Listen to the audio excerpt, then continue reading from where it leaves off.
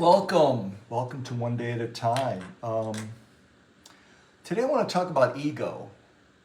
Ego is essentially the sense of self as it operates through the mind, our thoughts, and our body that separate us from our soul, which is the most important aspect of who we are.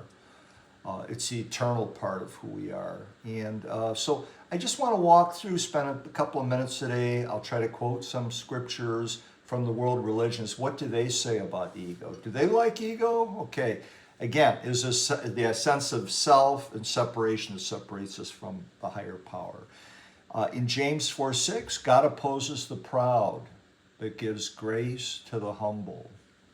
In Hinduism, the Bhagavad Gita 2:55, when a man gives up all desires that emerge from the mind and rests content in the self by the self, then he is called steady in wisdom.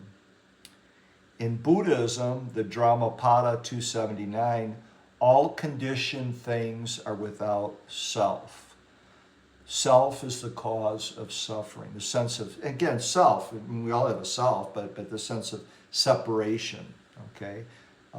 Identifying too much with the mind and the body, okay? And Islam, the Quran 31:18, he who has in his heart the weight of a mustard seed of pride shall not enter paradise. So, of course, ego is all about pride, which was when I got into recovery, the 12-step program, basically step 4 through 9 is all largely about pride.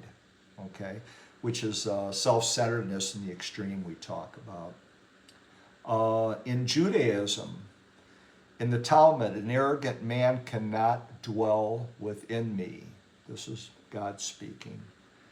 The greater the person, the greater their evil inclination. This is the Talmud. In Christian mysticism, Augustine of Hippo, the greatest sin is pride. He was a great Christian saint. In Sikhism, their holy scripture, the Guru Granth Sahib, Sikhism is a religion of India. Humai, ego, is a chronic disease, but it contains its own cure. And in Sufism, your task is not to seek for love, but merely to seek and find all the barriers within yourself against experiencing love. And they're talking about a selfless love here, okay?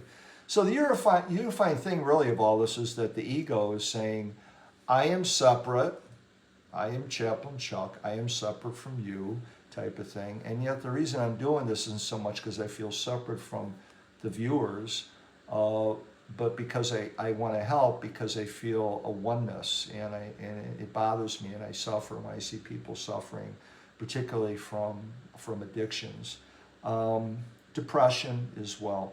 But anyway, Spirit says you belong. You belong. So you belong here or any place that has a spiritual inclination, okay? Thank you for joining us today.